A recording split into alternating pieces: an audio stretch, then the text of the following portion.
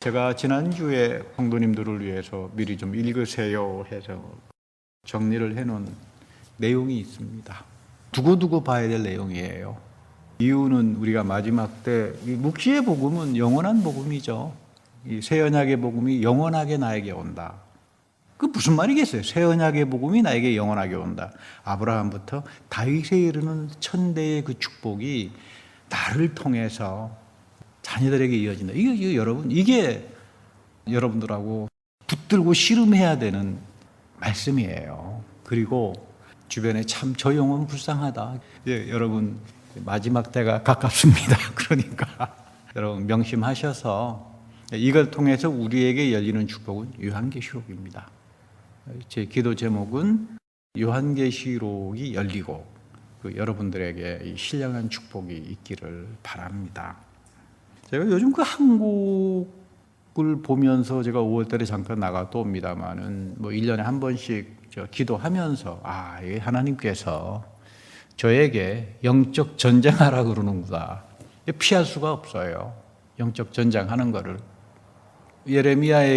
예레미야야 예루살렘 성에 가서 의로운 자 한 사람만 있어도 내가 저 예루살렘을 구원하겠다라고 하셨으니까 뭐 저라도 하나님 앞에 이 칭의 너는 의로운 자야. 여러분 예배라고 하는 거는 다른 거 없어요. 이 예배 속에서 받는 최고의 축복은 하나님이 너희들은 의로운 자야. 그 이야기예요. 뭐 내가 무슨 대단한 걸 했습니까? 없잖아요. 이게 믿음의 구원의 첫 번째 오는 그 큰 축복인데 한국 사람들을 위해서 글도 쓰고 무척 어려워해요. 그래서 지금 내가 쓰는 내용은 다 우리 교인들, 우리 성도님들이 다 하는 그냥 이제 상식적인 이야기다. 그랬더니 세상에 그런 교인이 어디 있습니까? 막 거짓말하지 말라 그래요. 그러다가 보니까 참 한국말이 많이 바뀌었다. 이런 걸 느껴요. 주로 표현이 그러니까 사람을 막 자극하고 흥분하고 사람을 자극해야 사람들이 환호하고. 여러분 예배는 우리가 두고두고 하나님의 넘치는 축복을 얻기 위해서 지켜야 되는 게 흥분된 감정이 아니다. 예배는 경건하고 거룩한 감정으로 하나님 앞에 드려져야 한다. 여러분 이것이 모세가 떨기나무 앞에서 신발을 벗었던 경험이에요. 이것이 예수님께서 사마리아 여인에게 신령과 진정으로 하나님께 예배드리는 시간이 올 거다. 그 말이에요. 성령의 임재가 들어온다 이 말이죠. 그 왜 우리가 경건해야 되는가? 예배는 여러분 우리가 죽는 시간이에요. 영적으로 죽는 시간이잖아요. 제사성이 있죠. 그리스도가 나를 위해서 희생했잖아요. 그러니까 나 역시 사도 바울은 그리스도의 십자가와 더불어 나도 죽어야 돼요. 이거 굉장히 중요합니다. 내가 그리스도와 더불어 성령이 나를 죽이지 못하면 나는 내 죄로부터 3대째의 저주와 사망으로부터 헤어날 길이 없어. 하나님이 나를 죽은 자로 봐야 돼요. 그래야 너는 의로운 자다라고 칭해 주는 거예요. 아니 여러분 예배는 죽는 현장이다. 목회자도 죽는 현장이다. 그래서 하나님이 너희들은 의로운 자다라고 이 칭함의 축복. 그래서 너희들은 그 믿음 가지고 구원 얻는 거야. 구원의 축복이 시작되는 거야. 이게 여러분 우리가 예배에서 경험하는 중요한 내용입니다. 그러니까 여러분 그 예배는 우리가 지켜야 됩니다. 그리고 그 사람의 감정을 자극시키는 이런 걸로 갔다가는 구원도 없고 예배를 통해서 세상 마지막까지 열어주시는 하나님의 이 묵시의 축복을 우리가 받질 못해요. 아니 2000년 전에 일어난 예수님의 희생의 사건이 어떻게 나를 위한 사건으로 받아들일 수 있겠나? 어렵습니다. 내 의지를 가지고 못해요. 여러분들이 정말로 예수께서 나를 위해서 십자가에 죽으셨고 나는 그분으로 인해서 하나님이 나를 의롭게 칭해 주신다. 나는 저주로부터 해방을 당한다. 이제 이 아브라함의 믿음을 가지고 나는 광야의 교회 속에서 엄청난 하늘의 만나와 하나님의 예배의 상속자로 살아갈 거다라고 하는 그 믿음이 여러분들 속에 있다면 정말로 복받은 사람들이에요. 정말로 복받은 사람들이에요. 하나님이 찾는 믿음이 이런 믿음이에요. 근데 이런 믿음 예배 속에서 끊임없이 나의 영적인 죽음. 그래서 우리 사도 바울이 뭐라고 합니까? 난 날마다 죽는다. 여러분 예배에 와서 날마다 죽는 거예요. 우리가 잘 아는 그 대표적인 케이스가 고넬료죠. 고넬료 앞에 설교를 했을 때 그 원문을 읽어보면 베드로도 하나님이 임재한 현장을 느끼면서 말씀을 전했고 하나님이 in the presence of 내가 어떻게 하나님 앞에서 거짓말을 합니까? 입술을 지져버리게 해요. 고넬료도 내가 지금 이 하나님의 in the presence of God 여기서부터 사건이 터지는 거예요. 여러분 이거 굉장히 중요해요. 예배 속에서 하나님이 임재해 계신다. 말씀 잘 들어야 돼요.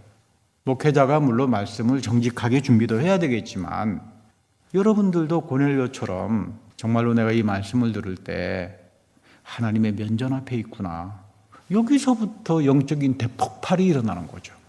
근데 이게 왜 안 일어납니까? 오늘날 예배 속에서 예배가 사람 감정을 막 자극시켜서 뭐 성령 받는 거다라고 착각을 해놓으니까 하나님께서 떠나버리죠. 하나님은 예배를 정하면 흔들 수가 없어요. 하나님이 원하는 약속대로 가는 거지. 신령과 진정을 가지고 예배드리는 사람을 찾아오시는 거지.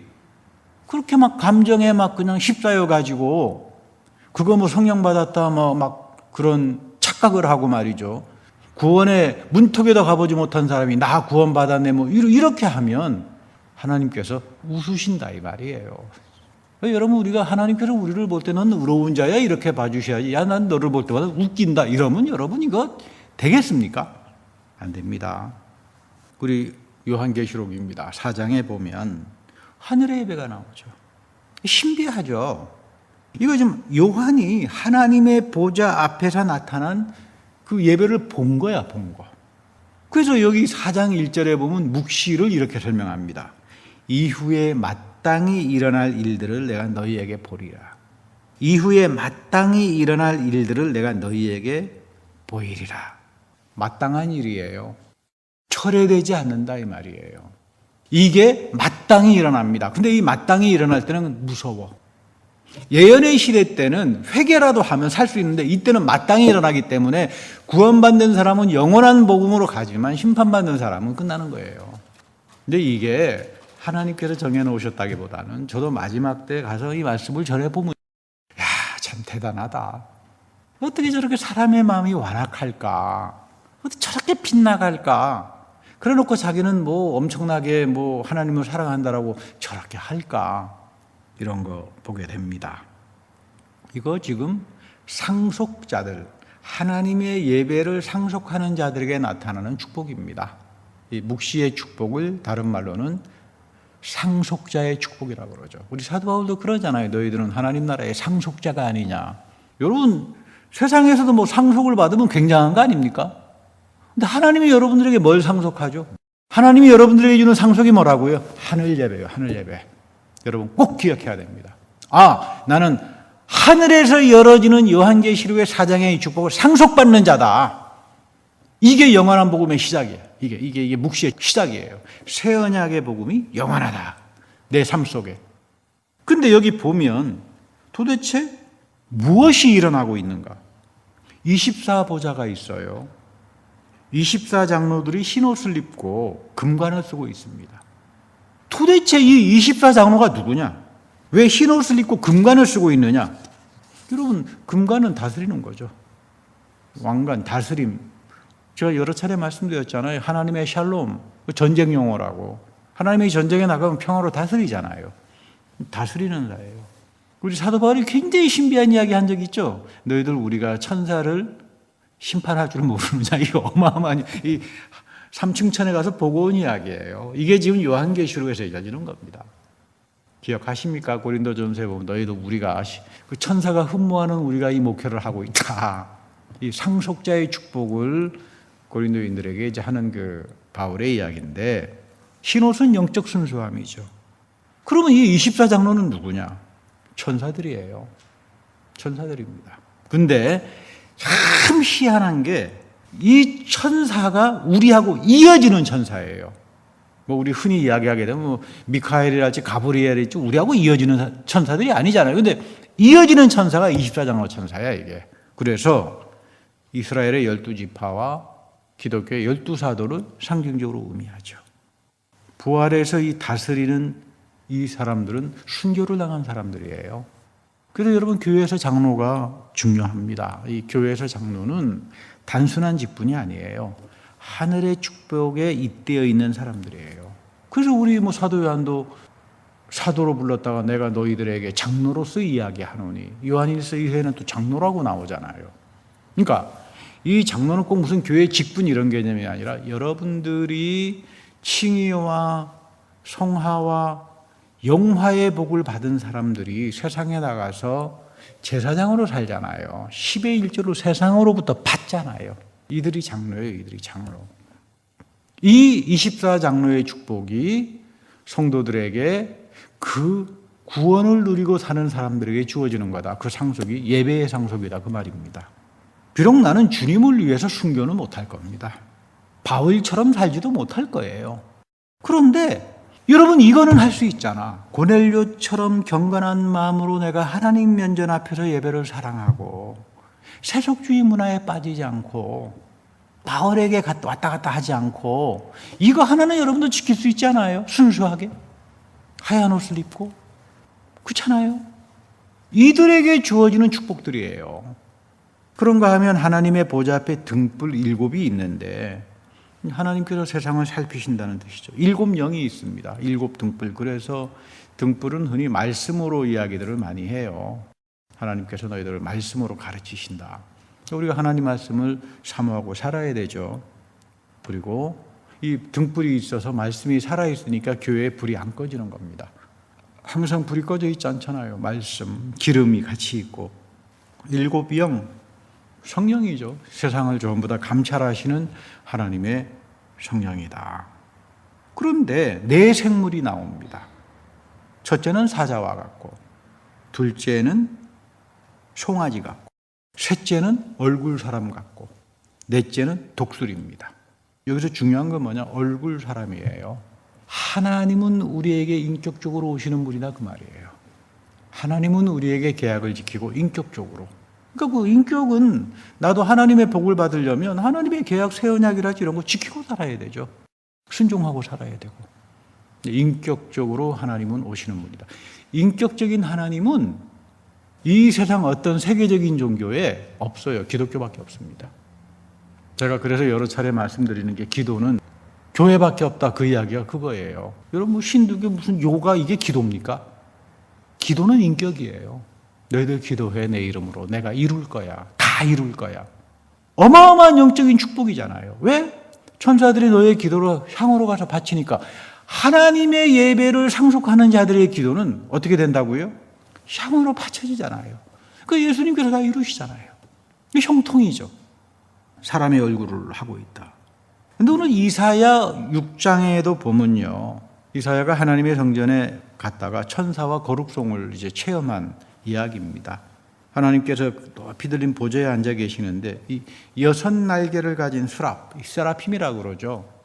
하나님 주변에서 하나님을 향하여 불타는 사랑을 가지고 있는 천사들이에요. 불타는 사랑을. 그래서 찬송과 거룩송을 부르는데 날개 둘로는 자기 얼굴을 가립니다. 하나님 볼 수가 없다 이 말이에요. 자기도 발을 가렸어요. 모세가 신발을 벗었죠. 이게 믿음이라고 그랬죠. 이게 경건이라고 그랬죠. 천사들도 하나님 앞에서 발을 가려요. 모세가 발을 가리듯이. 그리고 둘로는 날면서 거룩의 노래를 부릅니다. 하나님은 거룩하신 분이다. 지금 이게 우리 예배 속에 들어와 있는 거예요. 하나님은 어디서 예배를 통해서 우리에게 안식의 축복과 놀라운 형통의 축복으로 인도하시는가? 신령과 진정을 가지고 경건하게 모세처럼 신발을 벗고 하나님 앞에 나오는 사람들. 고넬료처럼 내가 하나님 면전에 있다. 이 말씀을 통해서 나는 지금 하나님이 나에게 직접적으로 말씀하시는 그 성령의 음성을 듣는다. 이런 사람들에게 놀라운 영적 각성과 조명이 나타나는 겁니다. 그래서 여러분, 우리가 이 예배를 소중하게 여겨야 돼요. 그래서 시편에서는 성별된 악기로만 찬양합니다. 아무 악기 갖다 놓고 안 한다 이 말이에요. 그리고 교회에서 만약 쓰게 되면 꼭 성별해. 그래서 너희들 시편과 거룩한 악기로 노래를 부르는 거잖아요. 함부로 세속적인 악기를 갖다 놓고 쓰지 않는다. 그 말은 뭐냐 하면, 예배에서는 나의 감정이나 흥을 돋구는 장소가 아니다 그 말입니다. 그냥 이렇게 되면 여러분, 출애굽에서 제일 무서운 사건이 금송아지 사건이잖아요. 금송아지 만들고 노래하고 춤추고 난리가 났었죠. 애굽의 우상숭배 제의에서는 시스트룸이라고 하는 악기가 사용이 돼요. 이 시스트룸이라고 하는 악기가 탬버린, 타악기 악기인데 이게 그대로 어디로 넘어가나 하면은 북왕국 이스라엘의 여로보암 시절 되게 되면 또 금송아지 세워놓죠. 거기다가 예루살렘에 내려가서 예배하지 마라. 그러니까 여기서부터 뭐가 나타나냐면 시스트룸 악기가 나타나. 여러분, 구약에서 성전에는 하나님의 언약궤가 있잖아요. 감히 들어가지도 못하죠. 거기는 이 거룩함의 상징입니다. 잘못 들어가면 죽어요. 그리스도의 십자가 부활로 인해서 언약궤 휘장이 두 폭이 갈라졌지만 오늘은 성만찬이 있어요. 이 언약궤가 우리에게 주어지는 게, 이어지는 게. 이거 우리 죽을 때까지 가져가는 거죠. 왜? 예수님께서 명령했으니까 죽을 때까지 지켜라 이 말이에요. 이것이 너희들에게 생명을 줄 거다. 내가 하늘에서 내려온 빵이니까, 내가 부활이니까, 내가 생명이니까 이거 먹어야 너희들이 산다. 그 이야기죠. 근데 오늘날 교회에서 이거 먹습니까? 이게 진짜 참남해요. 이 죄악이 오늘 그대로 나타나는 거예요. 순종하지 못하니까. 하나님의 어린 양의 임재가 있고 이 앞에서 우리가 부르는 거룩한 노래가 있고 시편이 있잖아요. 이게 복된 거죠. 타악기나 시스트룸이나 이 사람의 감정을 자극하는데, 그래서 교회에서는 이런 전통의 악기를 사용 안 합니다. 이런 시스트룸의 악기를 사용했던 데가 여로보암이에요. 북왕국 이스라엘 참담한 심판을 당하죠. 우상숭배 때문에. 남왕국 유다가 바벨론으로 끌려가기 전 150년 전에 망했는데 씨를 말려버렸어요. 그리고 이 사람들이 썼던 하나님의 이름 신명이 엘로힘이에요. 엘로힘. 그래서 아예 이 사람들이 망하니까 신명기부터는 엘로힘이라는 표현을 거의 안 써요. 다 야훼 하나님으로 들은 거죠. 아브라함과 다윗에 이어갔던 하나님의 이름이 여호와 하나님이에요. 우상숭배화가 되지 않은 이름이다 이 말이에요. 이걸 가지고 예수님이 너희들의 아버지다, 아버지다 이걸 이야기하는 겁니다. 우상숭배 갔다가는 망합니다. 그렇다고 해서 여러분 엘로힘이 나쁜 표현은 아니고, 엘로힘 믿고 저러다가 우상숭배 해가지고 결국은 시스템에 다 빠져나가서 망하지 않았느냐. 그래서 성경에서는 제가 여러 차례 말씀드리지만 여호와 하나님이라고 하는 이름이 나올 때는 꼭 그 주의 깊게 들여봐라. 넘치는 축복의 하나님이고 출애굽기 34장에 나오는 그 하나님이 여호와 하나님이잖아요. 나 여호와라, 여호와라, 여호와라. 그리고 여러분 예배 시간마다 제가 아론의 축복의 기도를 드리죠. 여호와 하나님께서 얼굴을 내밀어 여러분들에게 은혜를 베풀어 주시고 이 축복을 우리가 받고 사는 게 예배다 이 말이에요. 그 예배는 하나님의 거룩함을. 그래서 이사야가 이 하늘의 예배에 놀라가지고 아이고 화로다 내가 망하게 됐다. 하나님의 거룩한 분 중 내가 죽잖아요. 그래서 천사가 와서 입을 찢어버리고 너 죄를 사했다. 칭의의 은혜를 이사야가 받은 거예요. 사도 바울은 훗날 로마서에서 이거를 가지고 이야기하는 겁니다. 하나님이 먼저 너희들을 사랑했다. 주의 이름을 부르는 자는 구원을 얻으리라. 바로 여기서 나오는 이야기들이에요. 화로다 나야 망하게 되었다. 죄사함이 일어나고 우리들의 예배 속에서 이 칭의의 은혜가 나타날 때 여러분 이거를 사모하고 살아갈 수 있어야 되는데, 이 이사야의 예배가 오순절날 성령강림절에서, 그리고 고넬료의 회심에서, 그리고 오늘 우리가 드려지는 말씀과 성례 예배에서 죽을 때까지 이어지는 겁니다. 근데 여러분 이거 붙들고 살아야 돼요. 왜 그 이상한 타악기치고 시스트룸의 전통, 북왕국의 전통을 갖다 놓고 감정 자극해가지고 성령 받았더라고. 왜 이런 거짓말에 속냐 이 말이에요. 참 큰일이다. 저 혼자라도 영적 전쟁을 해야 되겠다. 어떡합니까? 하나님께서 하라 그러면 해야 되겠죠. 오늘 요한복음 11장에서 예수님께서 마르다에게 말합니다. 마르다야 너희 오라비가 살아날 거야. 그랬더니 마르다의 대답이 동문서답하죠. 가만히 보면 예수님 대화를 보면 거의 다 동문서답이에요. 왜 그럴까? 예수님의 말씀을 이해 못하니까요. 주님 마지막 날 부활 때 살아날 겁니다. 지금 예수님은 너 지금 살아날 거야 하는데 주님 마지막 날 때 살아날 겁니다. 아마 예수님도 참 속이 상했을 겁니다. 이거 유대인들이 갖고 있는 일반 부활이에요. 메시아가 오시면 모든 죽은 자들이 다 살아나서 하나님 앞에서 심판받을 거야. 그래서 유대인들은 이 마지막 때 일어나는 심판이 기쁨이 아니에요. 누구는 영광으로 부활하겠죠. 우리 다니엘에서 나오지만 누구는 심판으로 가는 거니까 이게 참 두렵고 떨린 사건인데, 예수님께서 대답이 기가 막히죠. 내가 부활이야. 내가 생명이고 너희들 그거 다 끝났어. 그 말입니다. 너희들 유대인들이 생각했던 일반 부활 다 끝난 거야. 내가 지금 현재 부활이야. 생명이고 너 이거 믿느냐? 당연히 못 믿죠. 어떻게 마르다 수준으로 이걸 믿겠습니까? 믿었다 그러면 그건 거짓말이겠죠. 근데 여기 보면 기가 막힌 게 뭐냐면 주는 그리스도의 세상에 오시는 하나님의 아들이신 줄 믿습니다. 이거 베드로 고백이잖아요. 그래서 이건 마르다의 고백이 아닙니다. 바요나 시모나 너가 감히 어떻게 그런 고백을 하느냐. 하나님의 영이 너 안에서 그 고백을 하게 하는 거다. 여러분들에게 나도 이 부활의 주님을 따라서 장차 부활뿐만 아니라 여기서 영원히 나는 삶의 축복을 갖고 있다. 이런 신앙 고백을 가진 사람들은 복된 사람들이에요. 나에게 성령이 있나? 나는 성령 받았나? 이거 고백할 수 있는 사람들이 진짜 성령 받은 사람들이에요. 성령은 내 마음속에 예수 그리스도의 영원하신 하나님의 아들이다. 난 그리고 이분 때문에 지금부터 나는 부활의 생명을 가지고 살아가고 있다. 이 사람들이 성령의 사람들이에요. 이게 교회에서 이어진다 이 말이에요. 바요나 시모나 이거 너 능력으로 했겠느냐. 여러분들 속에 이 성령이 오셔가지고 믿음을 선물로 주기 때문에 지금 이 교회에 앉아있는 거예요. 아, 내가 이렇게 선택됐구나. 내가 이렇게 남은 자로 살아가는구나. 이제 나는 남은 자로서 뭐를 상속한다고? 하늘의 예배를 상속하는구나. 여러분 이게 돈 주고 살 수 있는 겁니까? 이거 여러분 굉장한 겁니다. 그런데 오늘 보면요. 예수님께서 이렇게 말합니다. 여기 잘 봐야 합니다. 나를 믿는 자는 죽어도 살겠고. 근데 우리 한국교회에서는 요거만 빼네. 요거만. 여호와 증인처럼. 그러니까 구원은 죽고 천당 가는 거야. 그거 아닙니다. 여러분 다 읽어야 돼요. 우리 한번 다 읽어보겠습니다. 시작. 나를 믿는 자는 죽어도 살겠고 무릇 살아서 나를 믿는 자는 영원히 죽지 아니하리니. 요 두 가지가 구원이에요. 그러니까 누가 죽어서 산다고요? 여러분들과 저처럼 살아서 믿는 자들이 안 죽어요. 물론 뭐 죽겠지만 육신적으로야 내 피시는 죽겠지만 변화가 일어난다 이 말이죠. 내가 오늘 이 현재의 예수가 나의 부활이요 생명을 가지고 사는 사람들, 여러분과 나, 이 믿음으로 구원 얻는다는 말이죠. 이렇게 사는 사람들이 너희들이 죽어도 변화를 입어서 하늘의 부활의 몸을 입는 거야 그 말입니다. 여러분 이거 잘 기억해야 합니다. 하나님 말씀은 절대로 내 식으로 해석해서는 안 된다. 말씀이 말씀을 해석하는 것을 쭉 들여다봐야 돼요. 근데 이게 안 되니까 이단들이 나타나고 하면은 아무 소리도 못 하는 거죠. 오늘도 예수님은 과거의 부활로 끝나는 것이 아니라 우리에게 오셔서 나사로처럼 살려냅니다. 내가 영적으로 죽고 십자가에서 이 그리스도와 더불어 살아나요. 나사로의 체험이에요. 이게 지금 사도행전에 가게 되면 유두고를 살려낸 체험으로 나타나잖아요.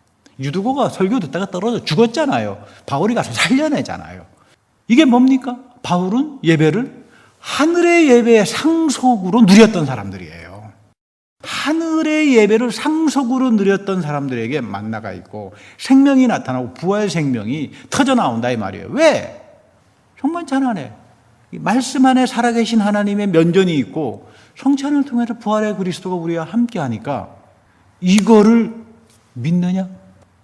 여러분들도 나도 믿습니다. 마르다처럼 베드로처럼 내 안에 있는 성령이 나를 믿게 하는 겁니다. 그래서 이런 믿음을 가진 사람들에게 죽음의 세력, 3대째까지 내려오는 저주가 그치고 뭐가 온다? 아브라함에서부터 다윗까지 이루어지는 수천의 축복이 여러분들과 가정에 이어지는 겁니다. 그래서 여러분들이 영적으로 장로의 가족, 세상을 향한 제사장으로서 살아가는 축복을 입게 된다. 그런 이야기예요. 그래서 예수님께서 지금 이 말씀 하시는 거죠. 마르다야, 너희들 이제 심판받기 위해 가지고 나타나는 유대인들의 일반 부활은 끝났어. 세상 끝났다 이 말이에요. 새로운 세상이 시작이 됐어. 묵시죠? 새로운 세상이 도래가 됐기 때문에 그 과거의 구습 가지고는 안 돼. 왜? 부활은 나기 때문에. 내가 부활이고 생명인 것을 믿느냐. 이게 장차 마땅히 되어질 하늘의 예배에서 나타나는데 이것이 오늘 우리의 예배 속에서 끊임없이 부어진다라고 하는 그런 이야기죠. 이거를 체험한 사람들은 증인자가 됩니다. 여러분 사도행전에 보면은 박해가 왔을 때 스데반 죽고 그 스데반 그룹들 친구들이 박해를 피해서 사마리아로 가죠. 그때 같이 갔던 분이 계세요.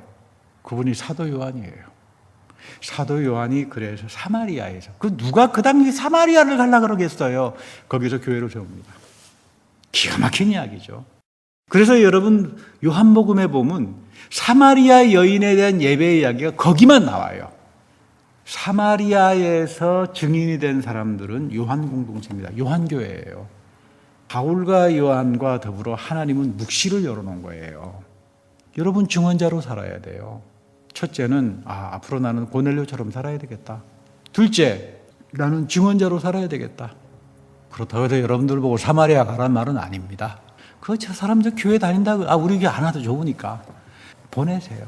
좀 듣고 그 진짜 마지막 때 일어나는 이 예배를 상속하고 살아가는 게 구원이다. 그렇잖아요. 이게 넘치는 하나님의 사랑과 축복이 여기에 있는 거다. 아마 여러분들 마지막 황제라고 하는 영화 보셨을 거예요. 신강나푸라 그래가지고 그 마지막 만주국에 이제 중국에서는 이제 황제로 끝난 사람이죠. 그 이후에 이제 목택동이 이제 중국 혁명 일으켜가지고 중국 공산당이 됐잖아요. 그 영화를 보면 수많은 내시들을 데리고 부하들을 데리고 호화롭게 삽니다. 한 번은 동생이 자기 형에게 황제가 잘못하면 소년 황제가 잘못하면 누가 처벌받습니까? 그랬더니 내가 잘못하면 딴 사람이 벌을 받지. 아니 내가 잘못했는데 다른 사람이 벌을 받아요. 자기는 잘못한 게 아무것도 없어요. 이거 세상의 가치입니다. 근데 하나님께서 이거 다 뒤집어 버리죠. 하나님이 이 순서를 뒤집어 버려요. 내가 잘못하니까 왕이 벌을 받아요. 내가 잘못하니까 그리스도가 십자가에서 죽어요. 여러분 이거 돌아가는 거죠. 이거 완전히. 당연히 내가 죄를 지었으면 내가 죄를 받아야 되는데 하나님께서 예수 그리스도를 통해서 그리스도가 나를 위해서 희생을 해요. 이 감격이, 이 축복이 나를 영원히 이뤄가게 하는 겁니다. 그러니까 우리가 1차적으로 해야 되는 건 순종이에요. 어떤 순종? 하나님께서 이렇게 예배 드리라고 그랬으니까 이렇게 드려야지. 자, 오늘 우리가 이 묵시의 축복, 요한계시록의 축복 중에 가장 큰 축복은 예배가 하늘의 예배의 상속자로 살아가는 게 가장 큰 축복이다. 이거 여러분 놓지 마세요. 이거 붙들고 살아가세요. 고넬료처럼. 그리고 모세처럼 하나님 앞에서 신발을 벗고 그리고 하나님이 베풀어 주시는 그 은혜에 그 성령의 충만함 가운데 살아가는 여러분들이 되기를 축복합니다.